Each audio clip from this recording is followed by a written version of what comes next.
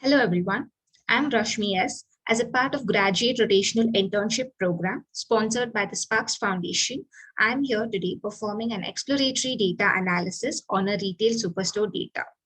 So the agenda for today's presentation will be, first we will understand the problem statement or introduction, the goals of the company, and we'll make inferences based on the data set, and then we will check the areas of growth, and finally we will be concluding it. So for the introduction part of it, let us understand what is the question here. So a sample superstore data set was given to us, which had about 13 features in it. There were different features like the location, the profit, the sales margin, all of such things. We had to make insightful decisions for the company, basically to increase the profit of the company and increase the sales. So in short, the task for us was to increase the annual revenue growth, the sales, increase production, and maximize the profit.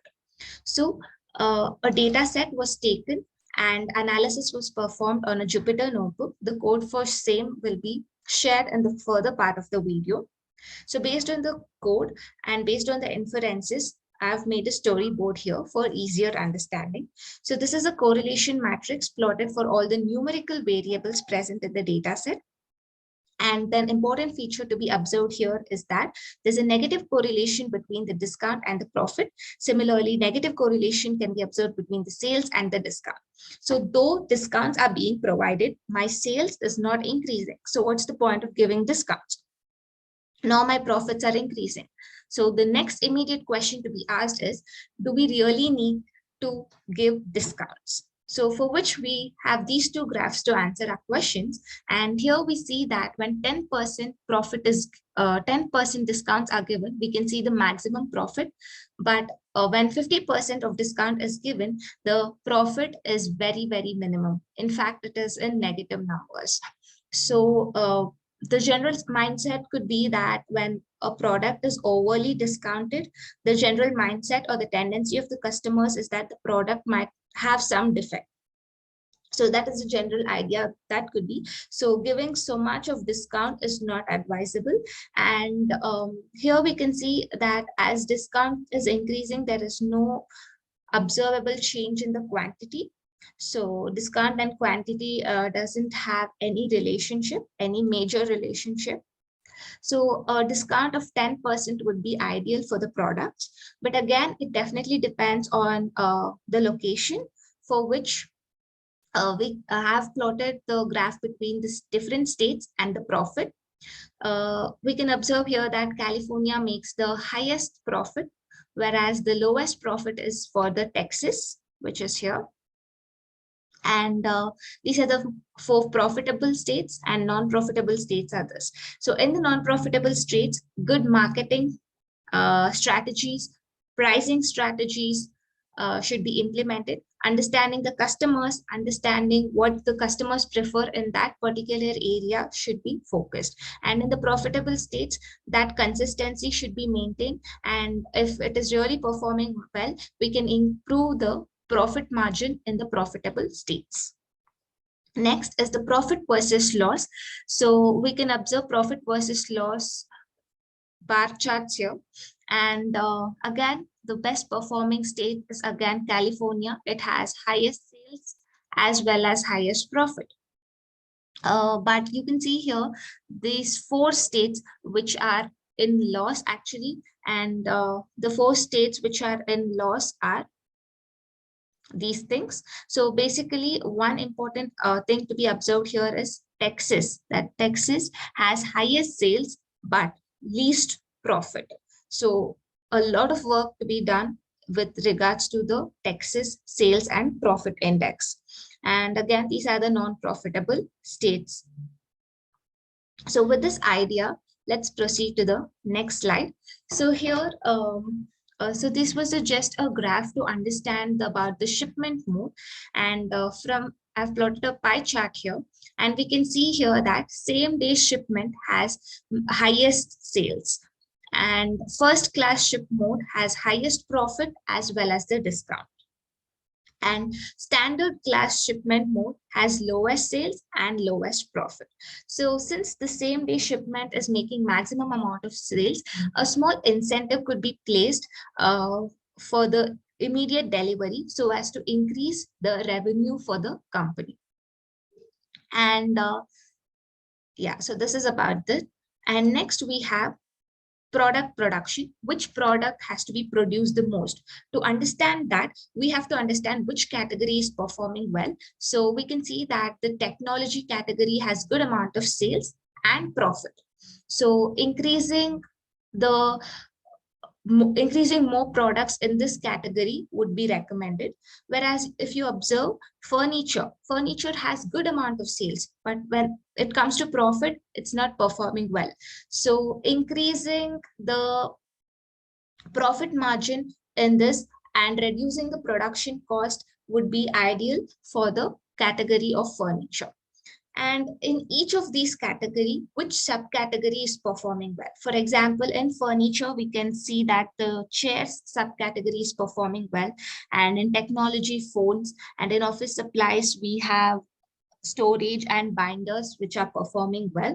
So these are few insights that could be made. So if we get to know which product is performing well, the consistency of those products could be maintained. And if it is not performing well, understanding the market, understanding the customer needs, why are they not buying it? Is it overly priced? Is it underpriced?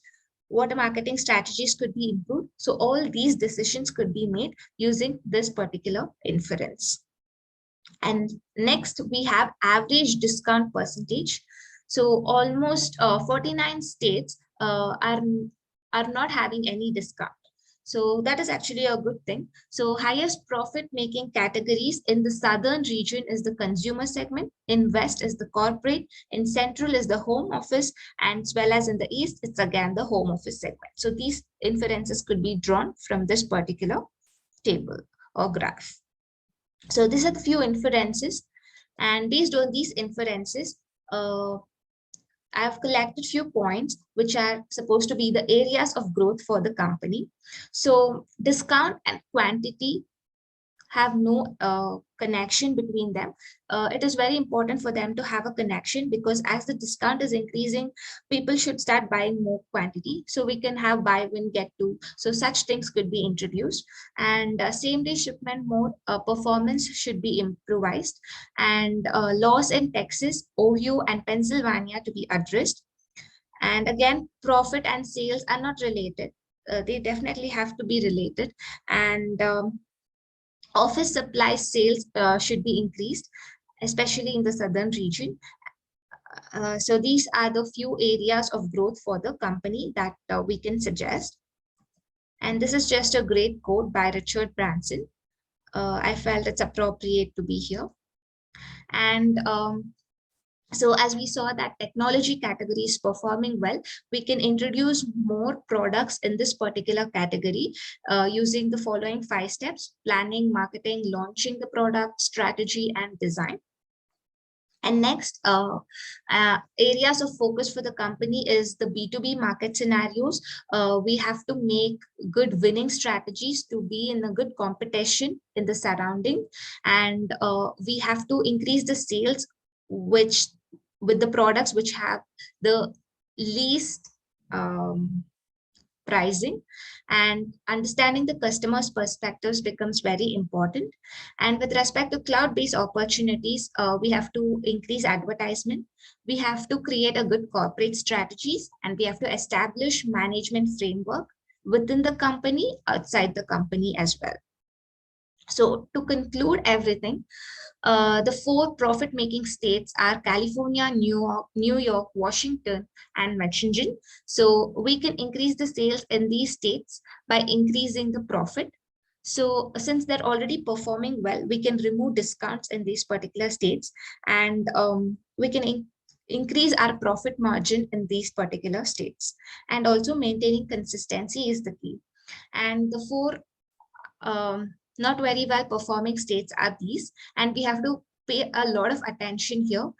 We have to understand what is the mistake here. Is it marketing? Is it the pricing strategy? Is it the production? So all of these things has to be understood in these particular states. And why is there a loss here? So in these states, we can try increasing the discounts as well. And with respect to Texas, we saw that though there are good number of sales, the profit is very less. So that is a very important thing to be worked on. And Illinois has highest average discount percentage, but profit and sales are very low. So this is again another thing to be observed. So we can reduce the discount percent in this particular state. And in the southern region, consumer segment, profits must be increased.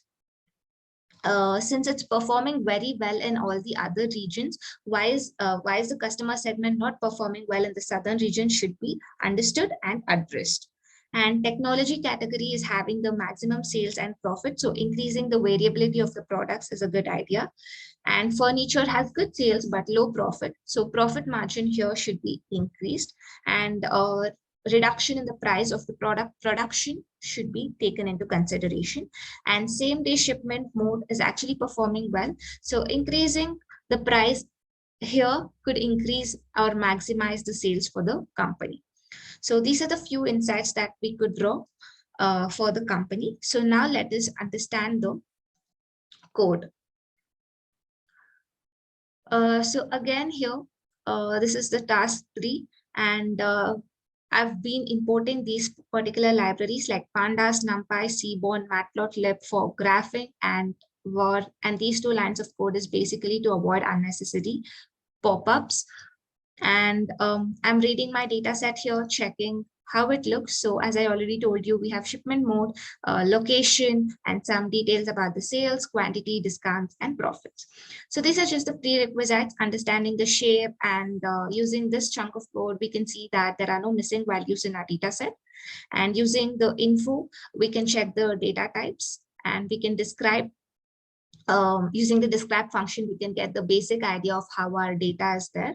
And so these are the unique values present in our data set. One observable factor is that country has just one unique value.